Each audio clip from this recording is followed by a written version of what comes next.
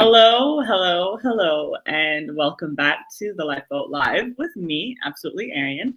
And I am so happy to be back here on this beautiful Thursday night with another um, beautiful conversation that I'm about to have with my special guest who is waiting backstage right now. I can't wait to introduce him to you. But before we get into that, I first want to ask, as you come in, if you're watching on YouTube, if you're watching on Facebook, to just leave a comment. Let me know who you are and where you're watching from. And also don't forget to hit the share button. Now, if you're watching on YouTube, I'm going to ask you to hit the notification bell so that you are alerted every time that we go live. And also don't forget to subscribe. If you are watching on Facebook, well, we are slowly going to be transitioning over to YouTube only. So this is just a warning that if you have not subscribed to the YouTube channel yet, that we are going to be transitioning off of Facebook soon. So you will not be able to find the show on here anymore. If you are watching on the replay, welcome. We are no longer here live, but I'm still happy to engage with your comments that you leave. I'll always come back and greet you and see how we can help you or engage with you. So with that said, I do not want to keep us here all night. So I will love to introduce you to my friend who is joining us all the way from Philadelphia, none other than the Arnold Ford. Welcome him. Hi, Arnold. Hi, Arian. Hi, everybody. Hi. And I see Jarrett here. Jarrett, good to see you, Jarrett. I know Jarrett from YLC in Atlanta. Good to see you, Jarrett. Thank you for joining. So Arnold, it's so good to see you. I'm It's so good to see happy and you. excited to have you on here tonight. Yeah, I'm happy to be here. I'm honored, actually. I'm really honored. I'm appreciative for your platform. We've been friends for seeing your platform and how it grows. I'm excited to be here. Oh, thank you. Let's hope and pray that this internet doesn't keep cutting out because we need to hear every word you have to I say. know. I got the phone ready. Because my internet is being ashy, but I got you. Right. Okay, so Arnold, before we get into it, can you please just let those who may not know you, who may not be familiar with you, who you are and what you do? Sure. So again, my name is Arnold. I am actually professionally, I'm a principal in a school in West Philadelphia at an elementary school. Born and raised? I've been Say it again, born and raised. I've been in that role for I'm going into year 8 now, so it's been or year 7. I'm sorry, so it's been some time since I've been in this role. But I'm a teacher. I'm a teacher at heart, and I'm always going to be a teacher. I'm also a minister in the church. I'm also a musician, primarily, minister of music in my church. And I'm just a lover of people, man. I just spend a lot of my time and resources making sure that anything that I put out in the world, whether it's by word or image or video, whatever, it's just spreading, positivity and the love of Christ, because I think that all of us should be doing that a little bit more. Yeah, that's awesome. Beautiful. And you do have a pretty, your social media platform has grown quite significantly over the last couple of years. You have an amazing platform where you do share just like your journey as a school principal with the beautiful children at your elementary school and just Yeah. like the lessons that you teach them as well. So you kind of have a little bit of a Lifeboat-ish thing going on where like you share like your journey through influencing these young beautiful lives, right? Yeah, it's funny that you put it that way, and I think a lot of people put it that way, but I look at it as the opposite. Like, it's their influence on me. It really is. Okay. And so, like, so much of what we see, especially around schools, especially in so-called low-income urban schools, some of the things we see online are just horrific. Mm-hmm. Just some of the experiences that teachers have, that students have. It's constant trauma and negativity that's just put out there. So I just decided, before I had, any followers, I just decided anytime I put something out about my school, it's going to be displays of love and joy. And I'm just going to like put that out there unapologetically and let people know that the vast majority, like 99% of the day is this. It really is. It's Right. It's love and joy. And so I'm really impacted and made better by the way they engage with me. And some people look at it like I'm doing something for them. And maybe that's true on a small scale, but on a bigger scale, they help me more than I help them. Wonderful. I just realized that my thing is private, so I'm going to change it so that people can watch it here. I don't know why it always does that, but here we go. So if you guys want to share, now you can share. It was private just now, but now it's public, so you guys can do that. Hey, Ashley, nice to see you. Okay, so Arnold, we've had plenty of conversations, and yes, we have. And what I love about how our conversations have gone is that they can go from being extremely silly to cracking up to being very deep and serious. And then somehow rolled up into that, we end up talking about scripture and beautiful things, how we can tie all those things right back together. And one thing I love about the way that you express yourself is that you have a beautiful way of painting a picture. And so with that said, I would love to know, as we are here on the Lifeboat, what is some of the greatest life lessons you have learned? Like, where have you come from then to now to make you who you are today? Like, what? And by then you mean? Then meaning any period of your life where you have had to grow from, where you had to come out of the pit to the palace. Your Joseph experience, if anything. Yeah. I think that to tell that fully would take much longer than we have. But I think that there are certain tent poles that I draw on when I think about, like, when you reflect on your life, right? And I'm in a season of reflection, right? I just celebrated a birthday. So I'm in a season of reflection. New decade, you know what I'm saying? And so one of the first like lessons that I remember in terms of like a mistake, right? Because we're talking about what we learn from mistakes. Right. I was a kid and this is not even like, because when you think about mistake, we'll get into that later, but like I was riding on the skateboard, right? I had a skateboard. I was a kid. I was like, 8 years old. And I'm riding up and down the street by myself. It was the summertime. I didn't have any school. So I'm just riding up and down the street on a skateboard. And a friend of mine who actually knew how to ride a skateboard was trying to tell me the correct way to like put your feet and the correct way to like balance yourself. And to me, that was taking the fun out of it, because I'm just like, I'm not trying to be like this professional skateboarder. I just want to have fun. I just want to go fast and have fun. I want to do it my way. He was like, no, he was like, there's a right way to do it so you stay safe. I'm like, whatever.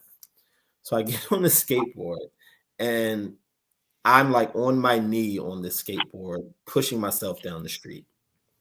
And as I'm pushing myself down the street, I hit a rock. And when I hit the rock, I go face first into the ground. So it was seen that the lesson is obviously like, if you're going to do something, like it's obviously a mistake to not listen to those who have been there, who have a relative level of expertise. Like, humble yourself, and sometimes like you just listen. It was seen that that's the lesson, right? Not the lesson I'm talking about. So I hit my face. I'm face first into the ground. Entire left side of my face, I'm looking like Two-Face, right? And it's bad. But I couldn't see it because I didn't have like a phone. Like I was outside. And so like I knew that something had happened, but I couldn't see the damage. I walk home and I get to the door and I was going in the door. My sister was coming out at the time and she looked at me Yeah. and flipped out, right? She flips out. She's like, Yeah. she's screaming. She's like, oh my God, what happened to you? And I'm sitting there like, the way it felt to me wasn't bad, but the way it looked must have been horrifying to her. Right. But the way it felt to me, I just felt like I had a little scrape. So then, like when I saw her reaction, before I even saw myself, I panicked and I almost passed out. And then, of course, when I see it, I'm like, oh my God, what am I going to look like for the rest of my life? Whatever.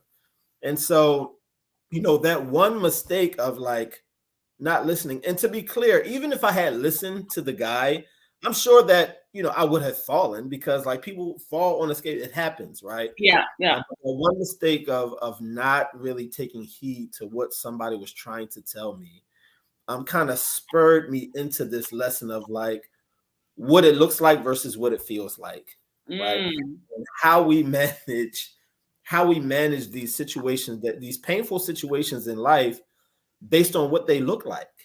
Right. Because clearly, and I'm sorry, like I don't know if I'm still it, but clearly I was fine.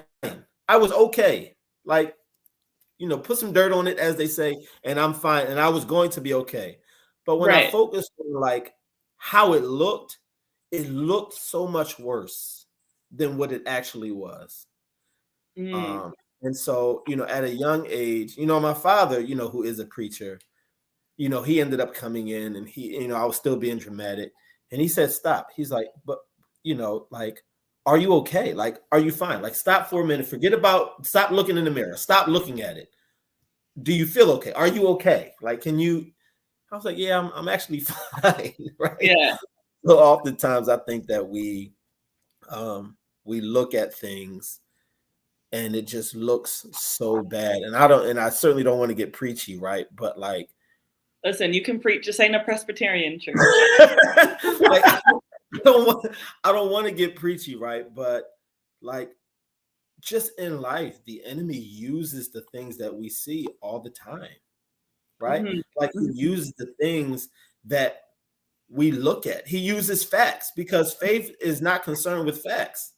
And I think that there's a big difference between truth and fact, right? Right. Truth sometimes supersedes even facts. So sometimes we're too busy looking at the facts and not relying on our faith. And I learned that at an early age, we can't always rely on what it looks like. And I'm still learning that. I'm ever learning that, right? Yeah.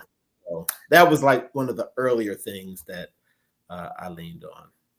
And you know what? Like, and that's true too. A lot of the times when we have like fear and anxiety, right? The anxiety that we feel is a lot of the times a lie. You know what I mean? What we allow our anxiety to tell us about a situation is not necessarily the truth, right?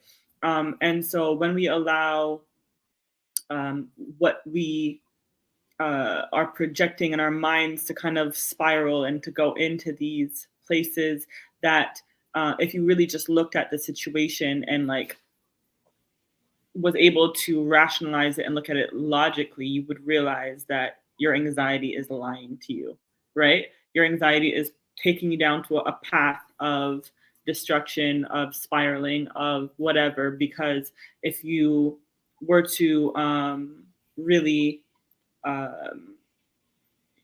really take into account that your nervousness and your fear, which is not of God, if we're going to get churchy on tonight, is really meant to deter you and to derail you, right?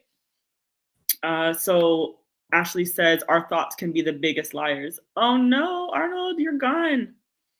So our thoughts can be the biggest liars, and that is facts. Like sometimes we can get in our heads too much, and it ends up,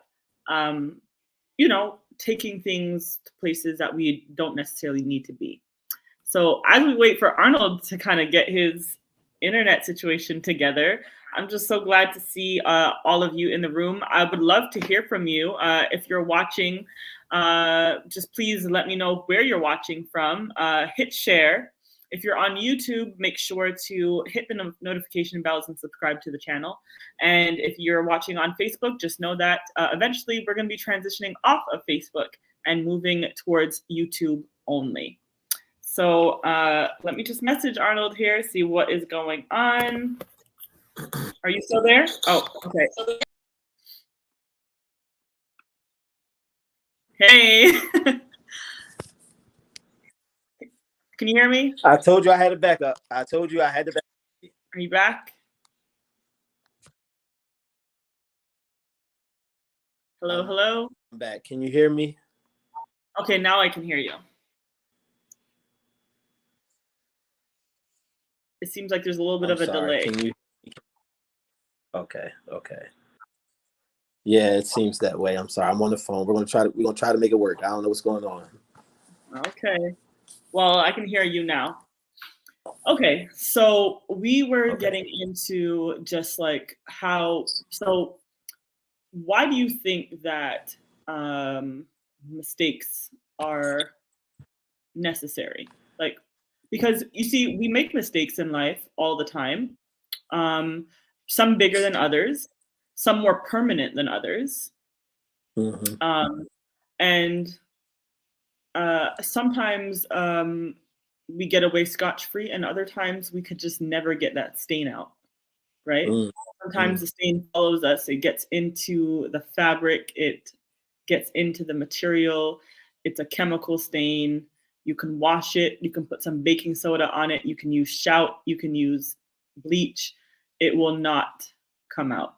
Some of the consequences of our actions are permanent. Yeah. But nevertheless, why do you think that these things are necessary to go through in life? Like, why do we fall? And then how are they helpful? Yeah, I think that first of all, it's biblical. It's the way of humanity.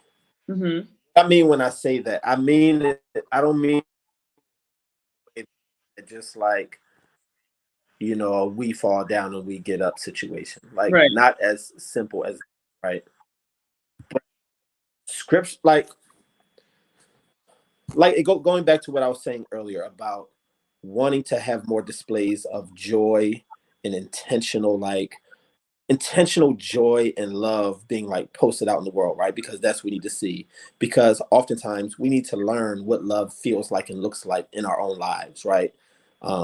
So that's one side of it.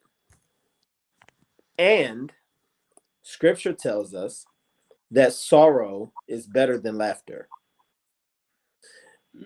Scripture literally says sorrow is better than laughter, because by the sadness of the countenance, the heart is made better. So what does that mean? If you think about any time in your life that you have been made better, and if you were to ask anybody that question, tell me about a time in your life where you were made better, sorrow was somewhere in there. Struggle was somewhere in there. And most of the time, it was due to a mistake that you made. Something, a slip up, an error, lack of judgment. And when you're looking at mistakes, we're not just talking about one-off mistakes. The one-off mistakes aren't the things that kind of stand out the most. This one single mistake. No, the mistakes that really have impact are the mistakes of lifestyle. Like, this was a habit, this was a pattern, and maybe you've done this thing for a while, and then it just kind of caught up to you, and now you're looking at a single act when it's really not about a single mistake that you've made. It's about what you've allowed yourself to become comfortable with in your life. And the consequences of that. Right. But you speed down the same road, 50 times and never get caught. And so you get comfortable doing that until the one time you get caught, and now you're dealing with consequence. When really it was wrong the first time. it was wrong every time, but I digress. So, thinking about that, I reflect on like this prompt caused me to think about, and I hated thinking about, like, it was a hard thing for me to think about what were the biggest mistakes that I've made in my life. That's a hard thing to think about. Yeah. Right. It's triggering even. Because, sometimes we learn the wrong lessons from our mistakes. And so, and thinking about one of the biggest mistakes that I made, of course, it was around, a relationship. Mm-hmm. Get into it. Let's go. Here we So go. it was around a relationship. And, this is,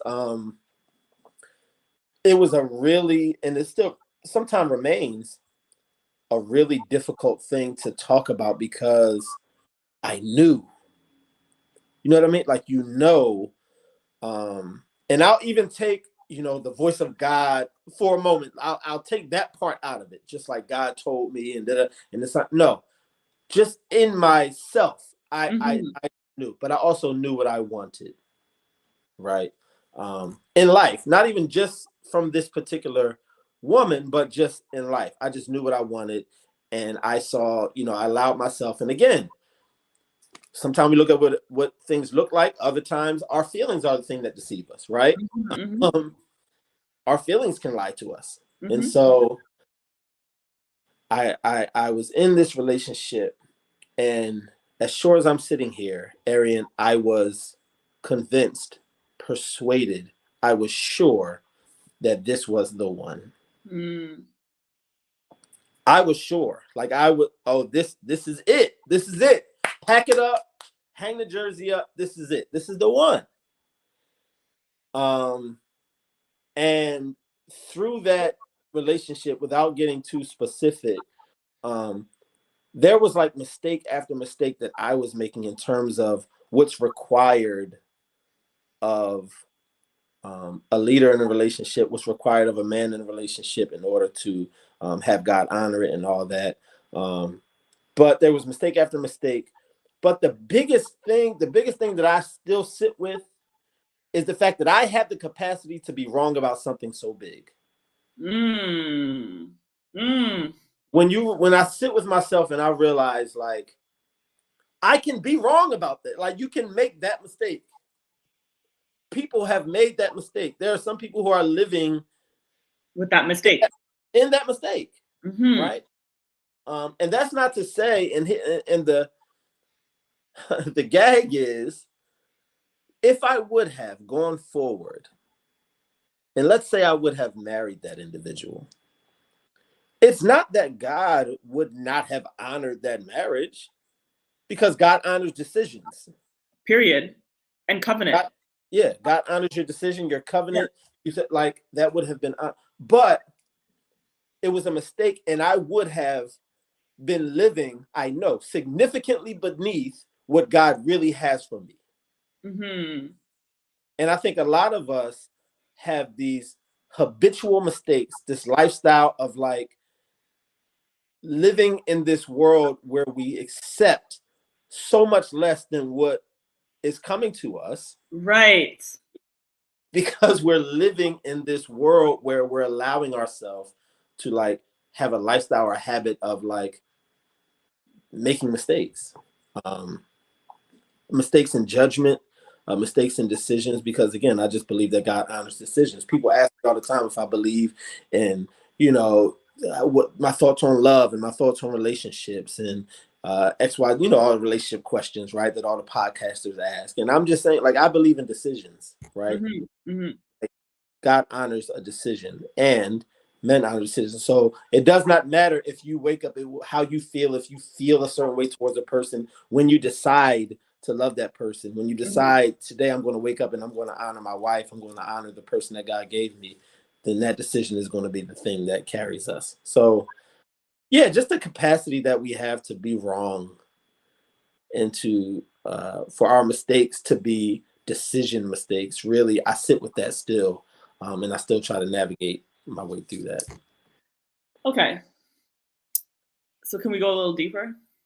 Please. Okay. So with the situation, now you said that you were certain 100% that this was it, right? But but were you but there were also elements of it that made you feel like you were not living up to the fullness of it all. So within your sureness, was there also doubt? Was there also a feeling of settling because of what was the status quo, what was expected of you? Was it perfect because of what you thought what you would needed to do, or was it perfect because it's what you thought you needed? I think that's such a great question. I actually think it's a little bit of both, to be quite Hmm. honest. Yeah, It wasn't until hindsight, until after I came out of it, right. that Because I hindsight is 2020, right? You can look right, back at the perfect vision. right. It wasn't until after that I realized that maybe the expectation that was placed upon me, um, maybe I was allowing that to fuel, what. And my brother, who was in here, Michael Gary, is funny. He was there when everything kind of fell apart. Like he was Mhm. literally physically there when everything fell apart. Right, But I think that I allow the expectations of other people, and I think all of us do that to some extent. Like society or our family or our friends or people in general just have this expectation on what something is, and right. some to our detriment, we try to like live up to that, and I think that that's a mistake. But no, like I really felt in myself like this is it, like this is it, and here's why. I allowed myself to be hustled by people who don't know any better. And what Mhm, I mean when I say that is like people really sell you this thing like, if you're like that, you have to go through torment in order to experience joy. struggle love. Yeah. Like as if like that's just a part of it. And I'm not saying that struggle isn't a part of life, but I Mhm, was told this thing that says like if you're ever going to be in a relationship, then you got to go through a whole bunch of stuff in order to get to the good part. And I bought that. mhm, Bought it. And so when I would go through these situations that literally were hell, and now I'm talking about even beyond any individual relationship, like mhm, that got into my psyche. Like we don't have to struggle and go through torment in order to find peace and love. It's a lie, and people have bought it. It is mhm, a lie. And mhm, sometimes um, I think because the other side is just as detrimental. Like, of course, we're not going to bail at the first sign of any kind of conflict or whatever. Like, we don't want to preach that, right? But man, like, we're so accepting of mess. We're so mhm. accepting of things that are beneath us because we think that that's all that we think that that's just part of it, and it doesn't have to be. And here's the thing is that um, a lot of the times I found that a lot of the times why things have been off is either it can be a few reasons, but it can be timing, right? It can be the level of healing of where you are in your healing journey, right? Um, and it could just simply be non-compatibility, right?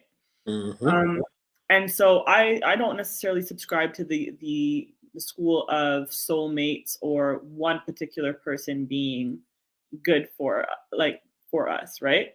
Right. I don't. I believe that many people can be great life partners. I also believe that um, sometimes a person can be good for you, but the timing is off, right?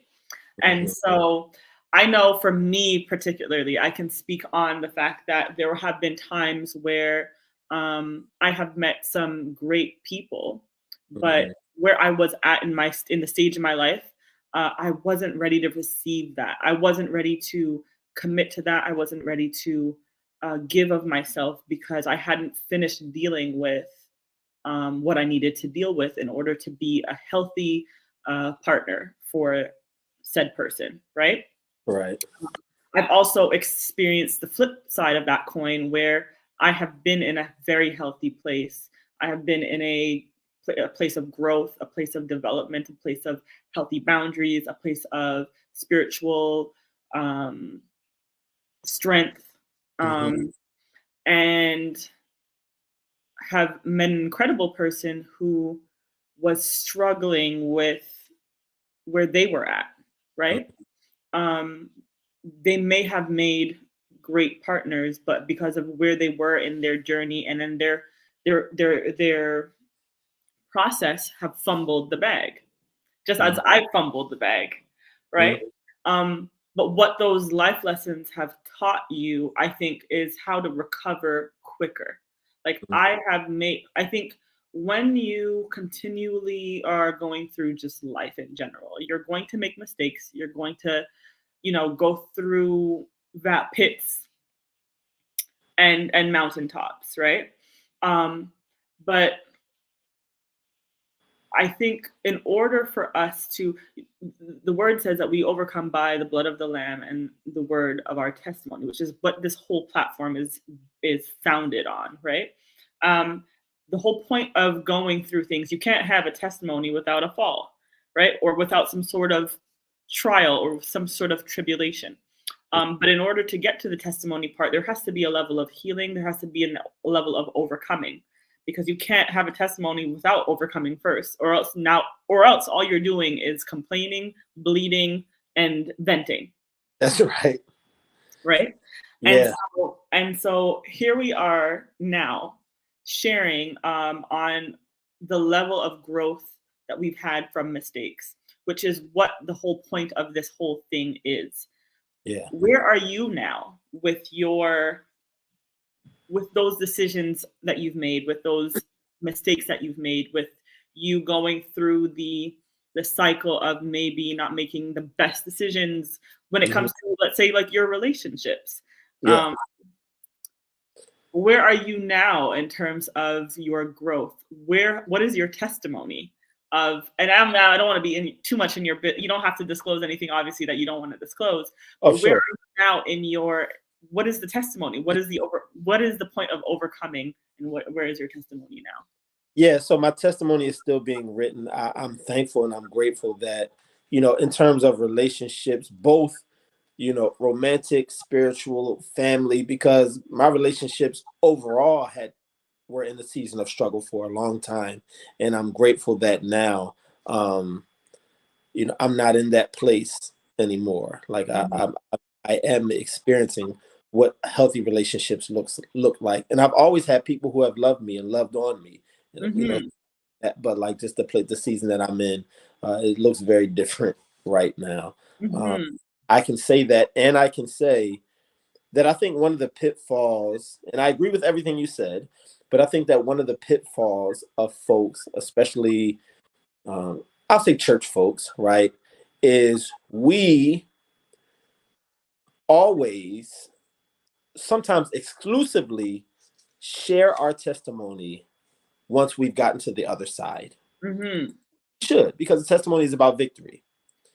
But I think doing that, only exclusively sharing your testimony once you've come out on the other side, sometimes makes you less willing to share the process. And I think Mm. a lot of people would be helped if we share. Now, we don't want to, give a testimony premature, but there's nothing wrong with sharing like the process and like, actually, no, I haven't arrived yet. Right? Like, Mhm. Mhm. here's how I've grown. Here's Mhm. where, and I'm still looking forward to whatever this proverbial other side looks like. Right. Right? Because I actually don't even think that it exists until we're out of here. Right? But But I also think that there could be multiple layers to the other side. Like I think it's multifaceted. There's dimensions to it, right? that, Because right. So I think you can overcome to a certain point, but there's also more growth. There's more room for growth. Like I can say that, for example, and this is just fictional, making up something, yeah, right? Like yeah, I have not, and I don't think anyone has mastered the art of relationship. right? Oh, Like, it's just there's so many, it's so complex. People are mhm. complex. People are constantly growing, so you have to constantly be evolving even within relationship, right? You can be married for 20 years and still discover new things about your person because they have evolved over those 20 years also, That's right. right? That's And right. so it's constant adjusting, it's constant flexibility, it's constant, there's a constant to it, right? Yeah. Yeah. Uh, and so I think development and growth happens in stages, and so you can have a testimony at this point, like you're saying, and Yeah. but even from that point, you can have an even greater testimony, and an even greater testimony, and an even greater testimony, because that is what life should look like. It should look like constant development, right? And now your testimony is more meaningful to folks because they're more invested in what has like in that growth, and it doesn't feel like unattainable to them because maybe the other side feels super far away for them, right? Right, right. For me, I think that the one thing that I still am trying to develop is the regret that comes with some of the mistakes that I've made. Mm, Um, there's a level of regret that I have around whether it's around time that I feel like I've wasted, mm, um, or people that I feel like I've let down. And mm, be clear, like in many instances, I have wasted some time. I have let some people down, right? I have hurt folks, and so when you're dealing with people, you have to deal with the somewhat of this regret and shame almost of like, man, like my decisions, my actions have actually led to harm it's for other people. impacted someone. Right. Yeah. It's significant impact on someone else's story. It's had significant impact on my story. And so living with that and without having to like always have the personal capacity to fix it. Because Mhm. there are some things, some people that may have been caused harm by a decision I've made, and I can't be the one to go and fix it. I can do all I can to, make amends and to apologize and try to make that person whole. But Right. there's a certain limit that I can't go beyond, and so that's hard for me. Mhm. That's really hard for me sometimes. So I'm still learning how to do that, especially when it comes to myself, right? Um, the regret that I have on decisions that have impacted my life. And to be clear, and I say this all the time, I live such a good life, and I'm so grateful to God for the life that I'm allowed to live, Yeah. right? The life that He's given me to live, not just material, but I'm like I said, I'm loved on. I do something that I love every single day. I go where I want. Like I'm just blessed, but there's Mhm. still an element of some shame and regret around some things that I've done that I'm trying to grow from. Um, and it's a process. Yeah, yeah, and the thing is, like, we don't there's a level of remembrance that we have of our mistakes, Yeah, but shame, is something that we have to that is normal, we all feel it, but it's something that we have to overcome, right? that's that's Because right. it is a shackle, it is a snare, um it is something that keeps us, in a vicious cycle of, um, what's the word I'm looking for? Like Of moving. unforgiveness, Yes, correct. of Correct. unforgiveness, and it's unforgiveness towards ourselves, Hmm. right? And a lack of grace towards Hmm. ourselves, because when you have shame, what you're saying is that I have not forgiven myself, and I don't think I'm forgivable, right? Yeah, There's a level of that that says, that it keeps you prisoner to a time, to a place, where you may have grown from in some areas. So I think sometimes we have to be kind to ourselves. that's right. Remember, and also look at it from a standpoint of how we would treat our friend, like your best friend or your sister, or who That's had made the same mistake. Would you mhm. be as harsh in your judgment towards them that you are being towards yourself? in That's that right. moment, That's right? yeah. And the thing about it is, Arian, it's not a like a pervasive, constant feeling, like, Hmm. because it's the enemy. Like it is literally the enemies. But Scuba diving, scuba diving, and bringing it back up. right, right. But there will be these triggers of things that may happen that will be like these little reminders of a place that God has delivered you from, Right. right? Or place that you've grown from. These little reminders, and I have to deliberately tell myself that I'm not there. I don't live there anymore. Like I don't live there anymore, Yeah. right? So like that's what I Yeah. mean when I work on it. It's something that has to be like at the very top of, and when those triggers happen. Right. Yep. And sometimes I think even, and I think it happens to all of us where you look back at a situation and I think to myself sometimes like, man, how did I do that? Like what in the world was I thinking when I Yeah, did that crap? yeah, Right?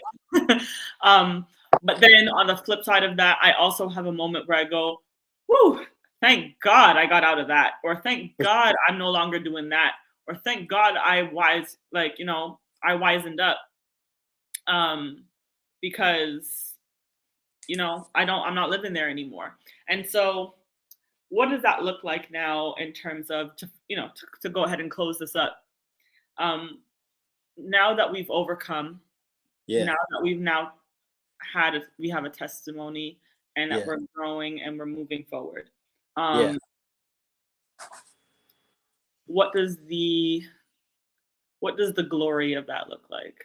What does it look like now when you can look back on those mistakes, outside of the shame, outside of all of that, but kind of piggybacking off of what I just said, like what does the glory of your mistake look like? What does the shininess of it now look like? What does the refinement look like? Are you frozen? Oh, I think you're frozen. Right at the Yeah, end, yeah. you're. Oh, are you here? Hello? And I I think. Hold on, are you? I'm here. Can you hear me? Okay, yeah, now I can hear you. Can you hear me? Oh no! Oh no! Can you hear me? Yes. Okay, I'm back. I'm good. Yeah, it looks like it. Yeah. Okay, there must be a delay. I'm sorry. Okay, all right. This is what I'll say. Hmm. I think the glory of it looks like, when you look at, even as bad as some of our mistakes have been, when you look at how things could have turned out, Mm. Yep. right? When we reflect, think about some of the worst mistakes that we've made. And when you allow yourself to reflect on not what happened, because some of the things that happened were regrettable and all that, but when you look at what could have been Huh? and what you were still protected from, in spite of, You I preaching think better than they're amening. I think I think that that's where the glory is, right? Hmm. For me personally, it's given me such an appreciation of time, and the fact that time is so unforgiving, right? Like time just keeps going. It's a rock rolling down a hill. But Hmm. God restores time. Hmm. There are times where God can really restore time for us, and we think we've wasted all this time, but God is a restorer of time, the Bible says. So Hmm. it's just given me a greater appreciation of time. It's allowed me to look back on some things and thank God for where the things that happened in my past are taking me in my future. Because to be honest, I say this all the time, we know more about the future than we do about the past.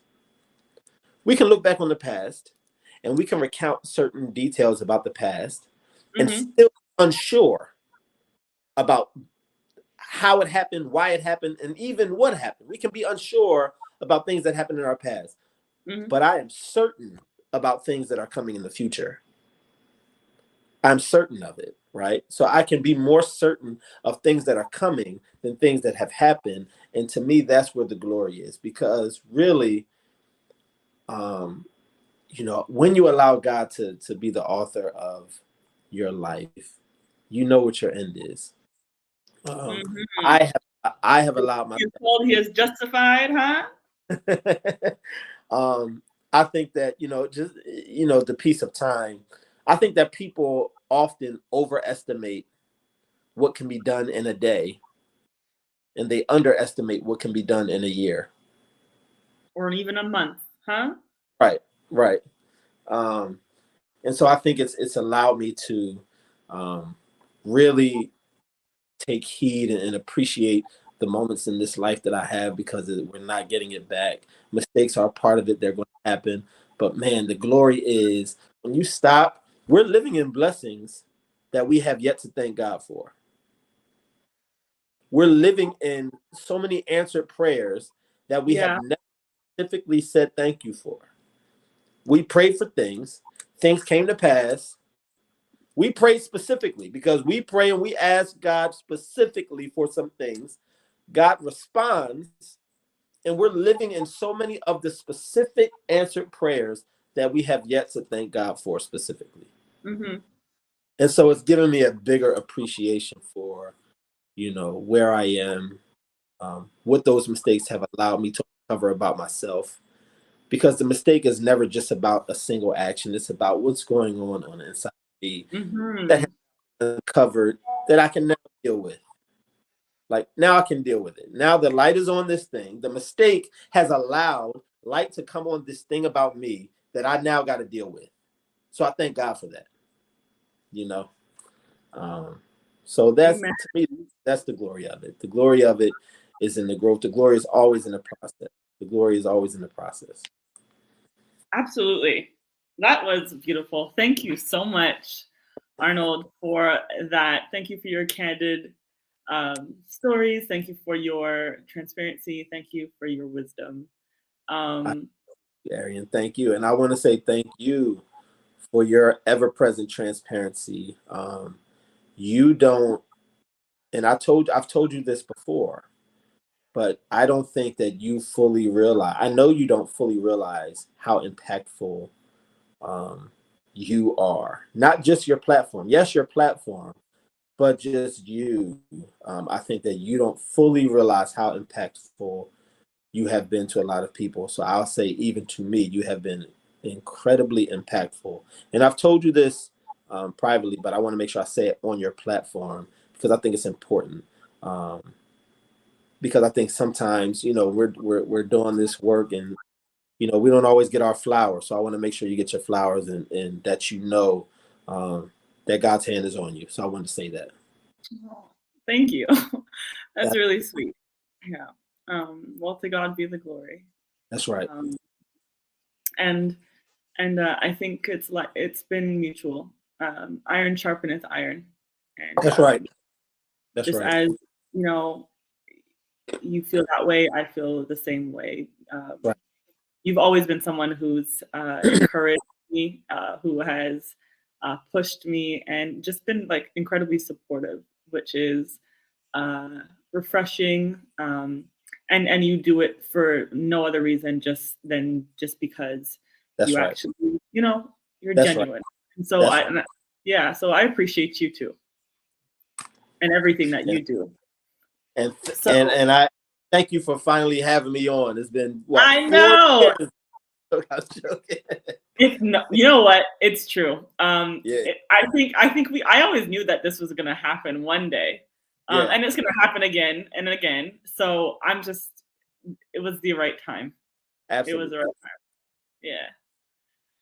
Okay, Arnold. So thank you for joining me tonight. Let everyone know where they can follow you, if you have what you got going on that people can support you with. And yeah, before we go tonight. Yeah. So I actually do have some things. Um, I got some things cooking up in terms of not just some content, but some initiatives that I'm going to have going on, especially in light of some of the negativity that we see happening in schools, especially in our country. So I have some things cooking. So if you want to keep in touch and follow, you can follow Uncle Arnold on Instagram. Uncle is spelled with a K, Unkle, Arnold. Um, and we'll stay in touch and keep you updated on what we got cooking. Absolutely. Wonderful. So thank you so much, Arnold. I'm going to go ahead and put you backstage and join you in a moment while I sign off for the night. Sure, absolutely. Yeah. All right. So thank you so much again for being here tonight on the Lifeboat Live. Again, if you have not subscribed to my YouTube channel, make sure to hit the subscribe button and hit the notification bell for notifications every time we go live. If you are watching on Facebook, thank you so much for watching. Make sure to hit share. And also just know that we will be slowly transitioning off of Facebook and only onto YouTube. So get ready, get ready, get ready. Make sure you get on that YouTube and subscribe so that you don't ever miss our live. If you again are watching on the replay, we are no longer here, but we are happy to still engage with your comments. Kashana says, wonderful conversation. I enjoyed you both. Blessings on your ministry. Thank you so much. It's so kind of you. Yeah, thank you. So we are back every Thursday night at 8:30 p.m. Eastern time with a new life lesson, with a new Lifeboat session. And next week, I also will be having another phenomenal guest to join in on the fun and the conversation. So please make sure to turn on your notifications so that you're notified. You don't want to miss it. It's going to be an incredible healing conversation next week. So be there. All right. Have a good night.